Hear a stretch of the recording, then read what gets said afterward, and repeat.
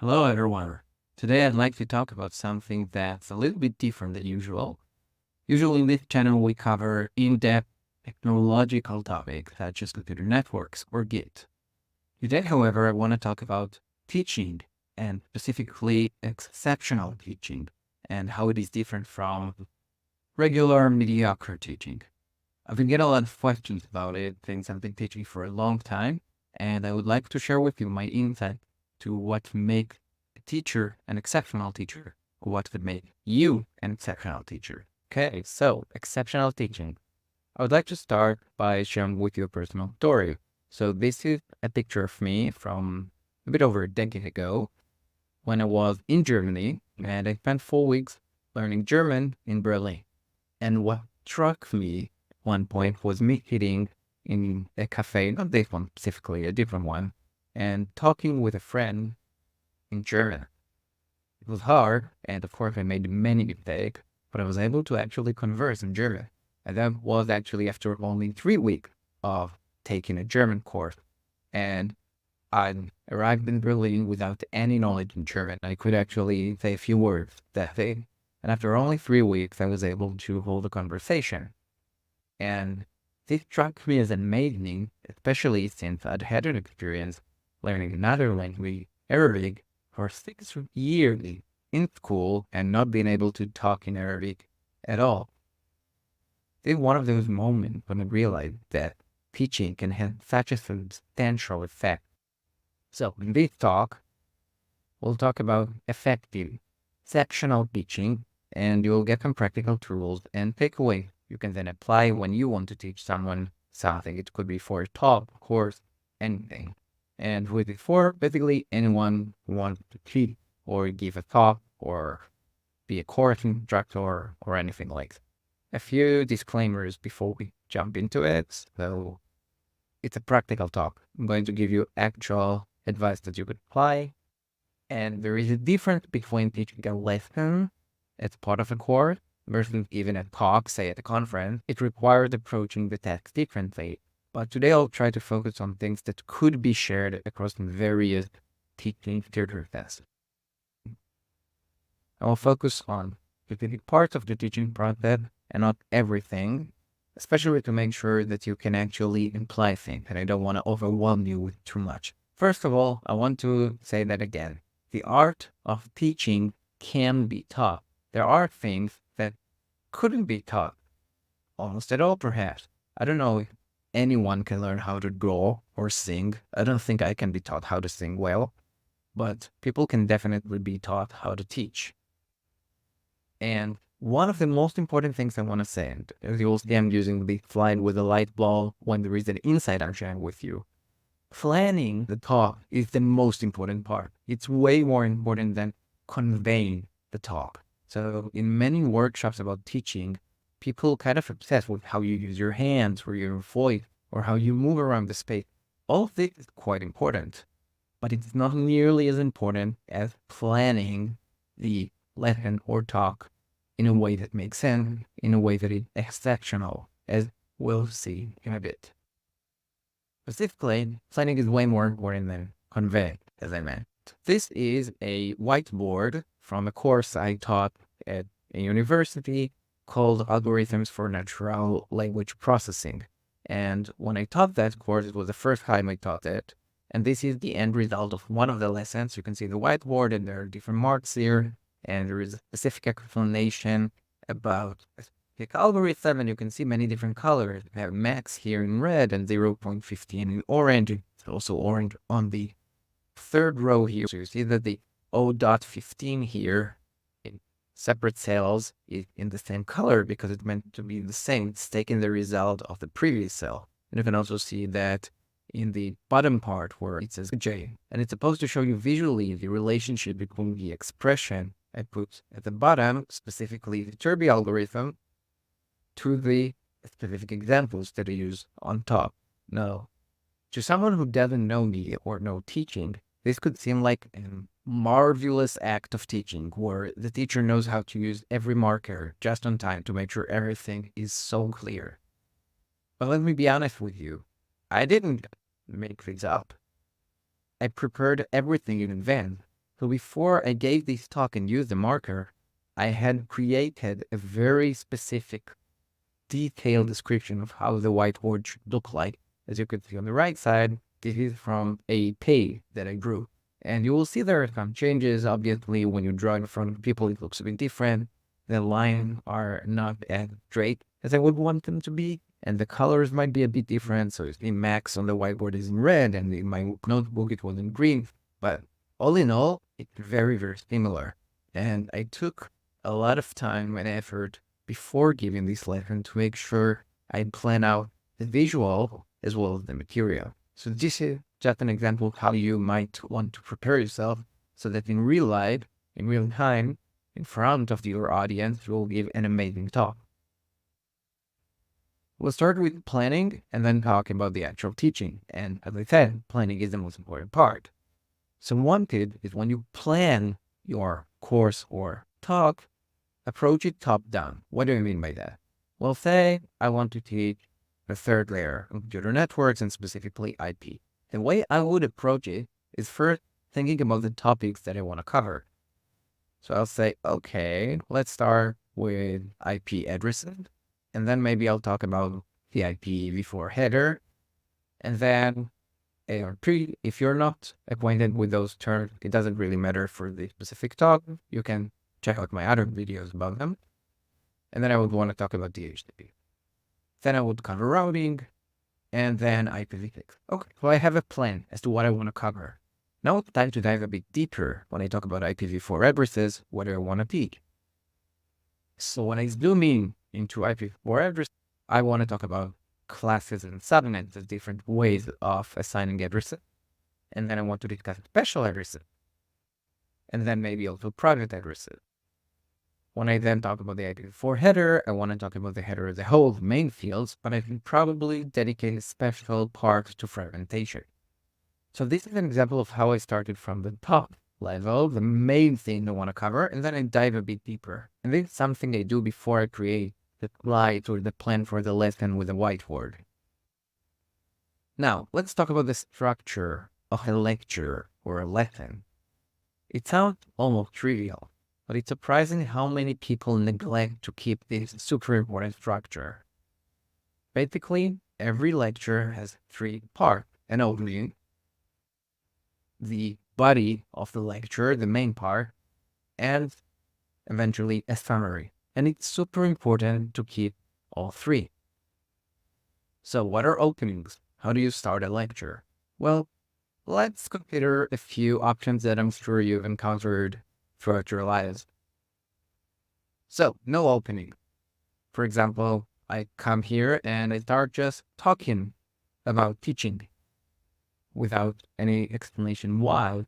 Or someone comes in a course and starts let epsilon greater than 0 and starts talking and you don't know the context. I'm sure you've encountered that, and this provides for the audience or the student a feeling of, wait, what am I here for? What is this lesson about? Should I be listening or playing something online? So no opening is a really bad idea. Unfortunately, a pretty common practice. Another idea. Well, it's going to be a tough lesson, but we'll get through it together. So let's get started. How does that make you feel? I had a few professors in my life that used to start many lectures in this way, and they make me feel a bit anxious, actually. Why is it going to be tough? I mean, content could be complex, but isn't it the job of a great, exceptional teacher to convey the lesson and the material in a way that isn't going to feel tough, but clear, inspiring even? So, teacher, this is not a good way to start your talk. Another idea. Today we'll talk about IP. Okay, this is the header. Again, it's almost like no opening, but this guy is an opening because you're saying what you're going to say in general. As someone who listens to the lecture, why are we talking about IP? Why should I even be listening to you, right? Okay, so these are things we don't want to do. Why is it such important to have an opening in the beginning of every talk or lesson? First of all, for motivation. Again, when someone sits in the audience and a lecture starts, the first thing they're asking themselves, whether consciously or not, is, should we even listen to you? Is it worth my time? Should I just be checking the emails? Also setting expectations. What is the lecture going to be about? And also how it's going to be delivered. Is the audience about to ask questions and be actively participating, or are they supposed to be quiet and just listen? It's a good opportunity to connect to the entire course or subject. So in case it's not a standalone lecture, but say, again, in computer network, I'm talking about IP. So maybe a good opening could be, last time we talked about the second layer, and later I'll explain a bit more how to do that opening even better. But think, even just to say, last time we met, we talked about the second layer. Now we're going to talk about the third layer, and the next week we'll cover the fourth layer. So now we're talking about the third layer, and the most common protocol in the internet that is an implementation of the third layer is IP. So you give a connection and a wider context to what you're going to talk about. Another good option is to start with a problem that we'll get back to. So it could be a math problem, and then say, how are we going to solve it? And since the class hasn't yet acquired the tools to solve it, they don't know. Then you can say, by the end of the talk, you'll know exactly how to solve this problem. Cool, now I'm engaged. Now there is a puzzle that I want to solve, and I'll get something from listening to the teacher. It could also be a way for the teacher to observe the state of the class. Say you walk into the classroom and everyone is looking at you, eager to start the class. Cool, that's a good way to start. But maybe everyone is speaking and they're really concerned about something. You might want to start by asking, hey, everyone, is everything okay? Did anything happen? Maybe they just got back from something and they're stressed out about it. Maybe we can talk about it for a second, then ask them to leave it aside and focus on the class. It's an opportunity for the teacher to assess the state of your audience before you start talking. This is unfortunately not something that I can do right now because I'm talking to a camera rather than directly to people. But when you do speak with people, a really good practice would be to look at them in the beginning of the talk and see what their mental state is. So, a few good openings. How do I start a course? Let's say I'm going to teach you Git. Maybe a course about Git that you enlisted in. I'm going to come there, and the first thing I would say is, hi everyone, my name is Omer. I'm going to be your teacher. I have the amazing opportunity to teach you something that I love so much, specifically Git. And if it is computer network, I would come and say, hi everyone, my name is Omer. I'm going to be your computer networks teacher. And I'm really happy to be talking about a topic that I'm so enthusiastic about, computer networks. It's true. I really love computer network. I really love Git. And for the audience to know that their teacher loves this topic, it's very motivating. It's a topic that people love. It's a topic that is fascinating, at least for that person. Maybe I want to find out why that person is so fascinated with it. Another good opening, in case you're not in a standalone lecture, but rather a course, say, to ask the student, what did we learn last time? Who would like to remind me? It's extremely good practice because the students get to stop whatever their mind is working on at that moment and actually try to recall the state of the last time they met you and actually focus. You're doing something active, and I'll repeat that a few times during this talk. When you ask for the students to participate actively, the chances of them learning something is much greater. And it's one of the best practices of exceptional teaching. Get your audience to participate. So what did we learn last time? It's an opportunity for them to stay and to recall what they did last time. For example, what did we learn last time? And come up with the second layer. Right, what in the second layer? Right, we learned about Ethernet, remember, and so on. And then you can say, okay, so last time we learned about Ethernet, and today we're going to learn about the third layer, and specifically IP protocol. So you start by asking them to actively recall what they had learned about the previous time you met, and then you continue with what we're going to learn today. Another question is, how do we do something that we learned last time? So instead of asking, what did we learn last time, you can ask, so how do we send a packet using Skype? Maybe we learned about Skype last time. And again, if you're not familiar with Skype, No worries, you can check it out here if you're interested. But ask, how do we do something? It makes them not only recall what you talked about, but also actually use that knowledge and try to apply it to a specific problem. You could also start with a story, like I did for this talk. So I talked to you about my personal experience in Germany and what got me so interested in teaching in the first place. And again, we can start with a problem to resolve during the left. All of these are really good opening you can use. And out of them, you can choose the specific opening that matches the specific course, slash lecture, slash audience, and yourself. Some people don't feel comfortable with stories, some people do. I highly recommend using stories, but it's up to you what you want to do. In any case, start with an opening and make it a good one. So, first tool in your toolbox, and this icon here is for a toolbox, start with an opening. It's relatively easy, and because you start with planning your talk, you will plan an opening, which will ensure you'll actually give an opening to start with. Great. I hope I've convinced you that an opening is really important. To another topic. This is the graph. So the y-axis goes from 0 to 100, and the x-axis is time throughout the talk. And what you're going to see here is the attention span of the, say, normal listener. And of course, there is some variance, and this is just to visualize an idea. But usually people start when they're very focused, at least after a moment when you actually have their full attention. Then you start talking, and their mind starts to drift off. For the first 5 minutes, they're pretty focused. After 10 minutes, it's a bit flat, but they're still listening to you. And then at some point, there is a real drop. There is an ebb in attention span. People can't listen for 20 minutes if you don't do something about it, as we'll describe in a bit. And then, basically, most of the time, they don't listen as much. Some of them wake up for a second, listen for a bit more. And towards the end of the lecture, sometimes it can go up again.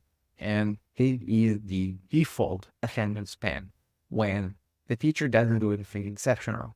This is just human nature. It's not easy for us to listen to someone else speaking for 50 minutes. Even if we have a good reason to listen, it's really, really hard. Exceptional teachers are aware of the attention span, and they use a trick to make sure the curve looks a bit different. So when you have an exceptional teacher, what you would usually experience is something like that.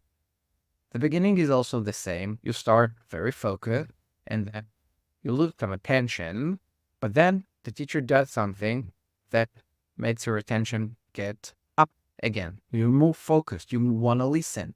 And then your mind starts drifting away a bit, maybe you're getting tired, and then the teacher does something else and gets it up again. And basically we get this kind of a finance wave when your attention is up and down, that is more focused and less focused.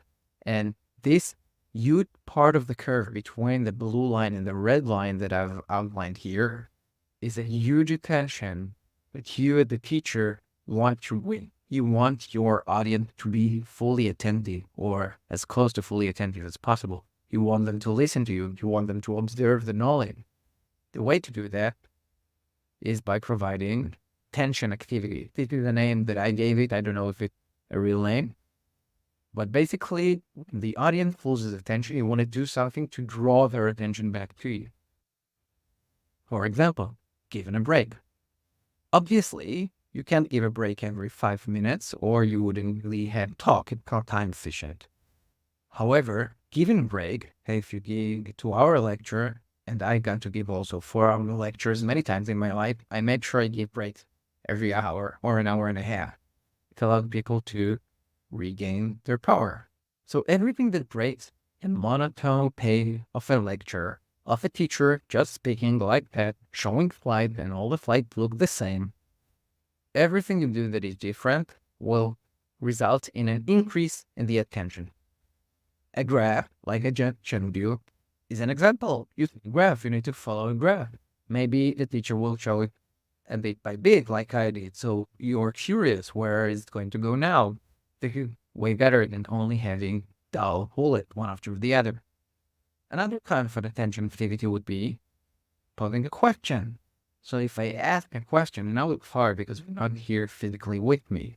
But when I give a lecture to an audience or a lesson to students, I always pose many questions.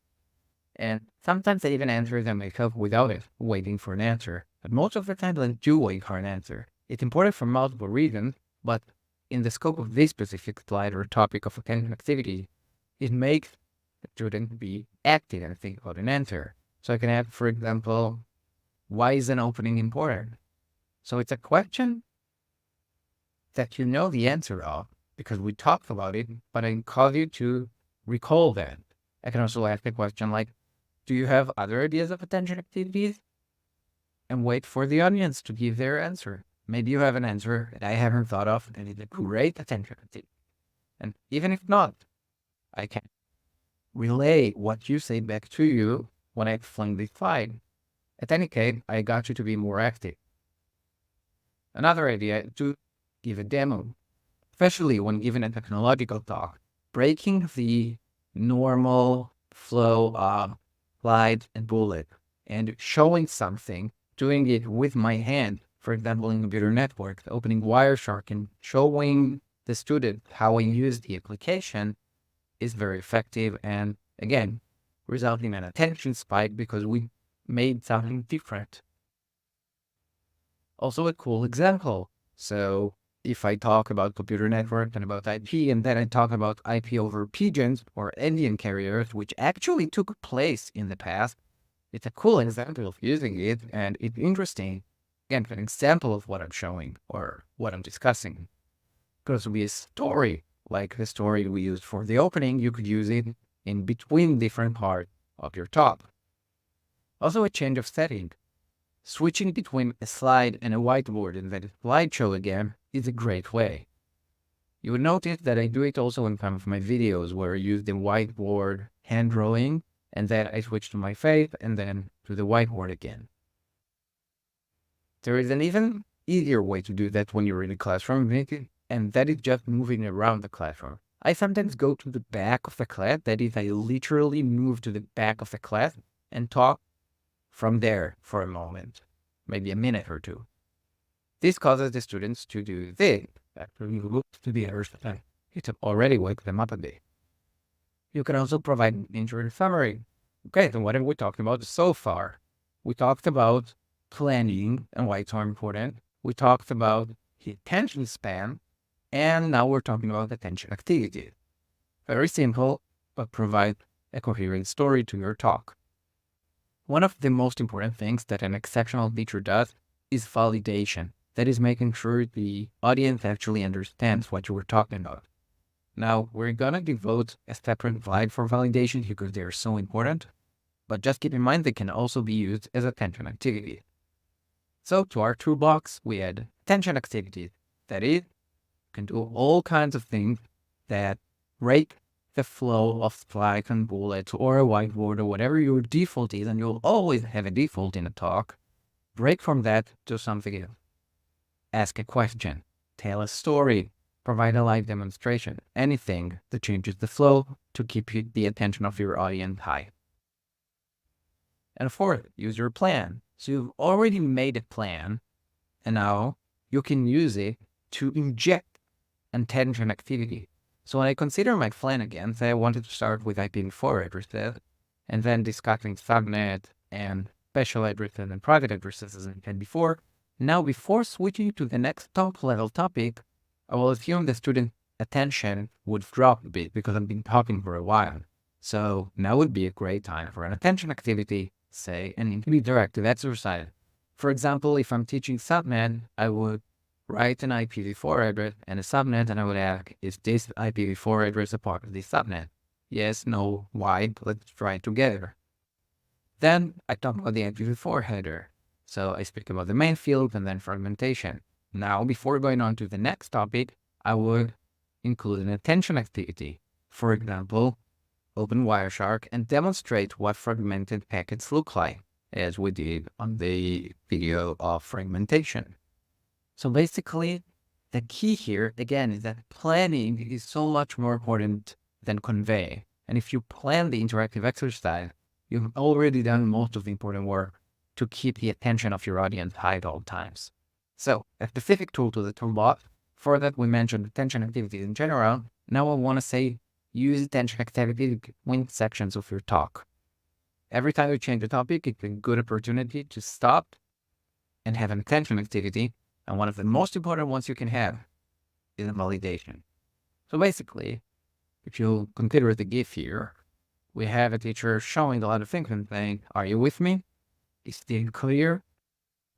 Just to remind you, validation in this context is when the teacher validates that the audience really understands what he or she was talking about. So, considering the goal is not for you to teach, but for the audience to learn or understand something. So, validation techniques may vary depending on the circumstances.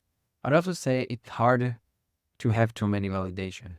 I usually incorporate many validation throughout my talk. And when I was a young teacher, not as experienced, I was scared that for the audience it would be boring and too much. But I got really good feedbacks about it all the time. And my students usually say that they really love those validations, that they help them stay awake and really internalize what I'm teaching. So what do you think about this? All clear? Well, obviously, unhelpful. Most people won't even say anything. Some of them might even nod, whether they really understand what you talked about or not. They are not even sure if everything is clear. They don't know if they understood the material or not. They felt like they did, but did they? So how can we validate the understanding of our audience? By far the best way is to ask them questions. So if I want to understand if they understood subnets in IP, I would provide an IP address and a subnet and ask, is the IPv4 address a part of the subnet? Yes or no, and why? If they can answer, they understand. If they can't answer, they didn't understand. Which is also a good point for me as a teacher to change something, because if they didn't understand it, maybe I want to recap, go over it again. I can also ask questions about things they were supposed to just remember. How many bytes are there in an IPv4 address? The answer is very simple, 4. But I get 2 things. I know that they're with me and they understood that they have an answer, and I make them actively recall that piece of information so that we get an attention spike. So far, we talked about openings and we talked about the body of the lecture. And specifically within the body, we said that you want to incorporate attention activities and even more specifically, validation. Now I want to talk about the most neglected part of most lectures, the summary. So sometimes the summary of a lecture could look something like that. The teacher just goes or says something like, "Okay, bye. Okay, see you next time. We're done here." Basically, it poses a question. Do we really need a summary? If we had a good opening and a good body and students listened and understood what we were talking about, do we really need a summary? What do you think? See what I did here, by the way? Pose a question. But seriously, do we need a summary? I want to claim we do. Definitely. So asking the audience for questions is a really bad summary. It's something you can do before the summary, but remember that the summary is the thing that your audience will leave the talk with. This is what they will remember afterward. So asking for questions. So if no one has a question, then you ask a question. There is no answer, which is usually the case, and that's it. That's not really a summary. If someone does have a question, it might be a question that is not relevant for everyone and definitely not what you wanted everyone to take home. Maybe you've been talking about the learn neural network, and then someone asks, on that slide, why was that value 1 and not 0 again? And remind them the answer, and that's what people remember from the glorious lecture you took so much time to prepare for. Also, okay, we'll continue next time. Again, it's not really a summary. What do we lose by it? The summary is the method the audience will leave with. It's what they're taking home with them after the talk is done. A good summary builds confidence and allows the audience to package everything they've just learned into something coherent. So one very good thing to do in the summary is a recap. Like in this talk, we talked about, and as you've already seen, I like making this active. So if I were with an audience here, I would ask them, what did we cover in this talk? Try to remember yourselves. So we talked about why teaching is so important. We talked about the structure of a talk. We talked also about planning is the most important thing. We then talked about the openings, why they're important, and gave a few examples of how a good opening might look like. We talked about the body and specifically incorporating content and activity. We also talked about a summary of the talk. So this is a recap. If you ask questions, it's used also as a validation. Just what did we cover? This is a good, but rather pretty shallow validation. You can also ask actual exercises. Like, okay, right, so we talk about an opening. What kind of opening are you going to use the next time? See that your audience really took something from the talk you just gave. You can also connect backwards to the beginning of the course. So again, if not a standalone talk, but say you're talking about computer network in general, and you can say, as I'm reminding you, in the previous time, we talked about the second layer. Today, we understood the relationship of the second layer and the third layer, which means that next time we meet, with the connect forwards, we'll talk about the fourth layer. So the audience understands where this lecture sits within the larger scope or context of the course you're teaching. What happens if you run out of time? So it happens quite a lot. You have a talk to give and you're running out of time and you have the dilemma. Do you want to spend 5 minutes on a summary now or go over the very last thing you wanted to cover, which is really important, and neglect the summary? Personally, I would say that at least 90% of the cases, drop that thing you thought was so important. Talk about it next time if there is a next time. But even if there isn't, provide a summary. That thing you're not going to teach because you don't have enough time is one thing. But the summary is the message the audience will leave with. So unless this thing you're about to teach is the message you want the audience to take, you want them to take whatever it is you plan that they will take from this talk. So again, another tool in your toolbox, close with a summary. One insight that I've talked about in this talk, and I try to encourage all teachers to take into consideration, is that active teaching is better than passive teaching. Whenever the audience does something active, recall something, try to solve an exercise, raise their hand if you ask, like, who has ever opened Wirecard before? And they raise their hand. Anything that is active is better than just sitting and passively listening to someone. No matter how good you are at speaking, the attention of humans is just not that at listening for long stretches of time. If I get back to my carousel story in Germany, I think this is the most important difference. When I'd taken Arabic back in school, I had learned as most schools teach. I had done my homework. I listened to my teacher speaking in my native language, not in Arabic, and I learned for my exams. But when I learned German in Berlin, the first thing the teacher did was to say, hello, my name is such and such, and from this point onwards, I'm not going to speak English. And boom. And she spoke only in German. And I couldn't speak German, but I had to. I had to try. And we used pantomime, and in private class couldn't speak German, right? So we tried with our hands, with drawing, but we really tried to speak German from day one. And they had a substantial effect on my learning of German and how I got to speak so much better in 3 weeks than I had gotten to learn Arabic in almost 6 years of school. So, active is better than passive. Different ways to provide active learning. Of course, validation, asking questions. A demo. If you give a demo, you can ask the classroom, what should I do now? What should I do next?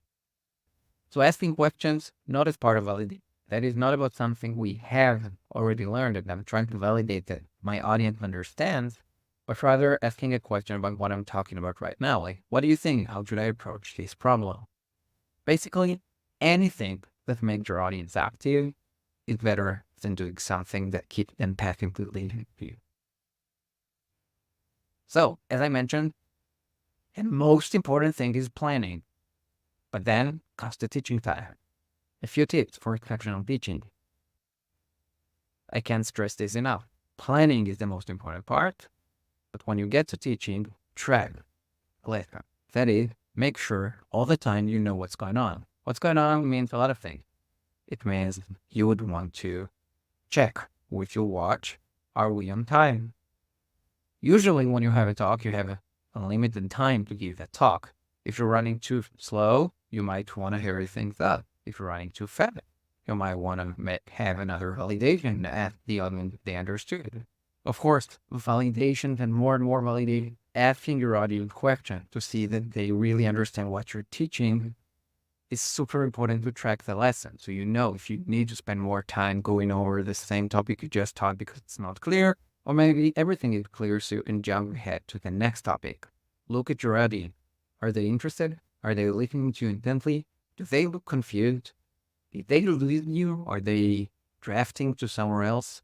Actually looking at them. And one way I like to do it, take a sip of water, and while I'm drinking, look at everyone and see, is it true that they're with me? Or maybe they're thinking about something else. And then importantly, we don't track just to track. I'm not going to write a book or a report about how the lesson actually went. Rather, I'm going to react actively. For example, say 3 students out of my class didn't understand something.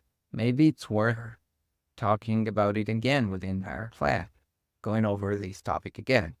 If one person feels confused and it seems like the rest of the class is aligned with what I'm teaching, maybe I would want to talk with a specific student after the class. If the audience is tired, what should we do? An attention activity. Maybe give them a break. Maybe tell the really cool story that I planned for a few slides from now, but actually now would be a better time to do it because the audience is tired.